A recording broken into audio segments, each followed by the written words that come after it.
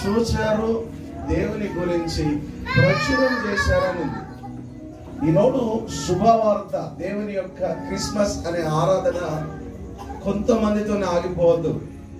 సువర్తమానాన్ని ప్రచురం చేయాలి.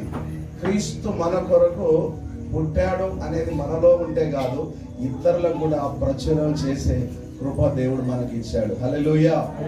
ఆ గొర్రెలను కాచుకునే వ్యక్తులు కూడా ఆ గొర్రెలు వెళ్ళి మహా సంతోషకరమైన శుభవార్తమాన్ని అనేక ప్రజలకు పంచారట. యేసు ప్రభు జన్మదినాన్ని అలా గొప్పగా వారు సెలబ్రేట్ చేసుకున్నారు. నిజమైతే మరి ఒక రోజు ఒక ప్రాంతంలో ఒక సముద్రం దగ్గర ఒక గోయి దాంట్లో ఒక వ్యక్తి పడిపోతే ఆ వ్యక్తి హెల్ప్ హెల్ప్ అని గట్టిగా కేకలు వేస్తున్నాడట.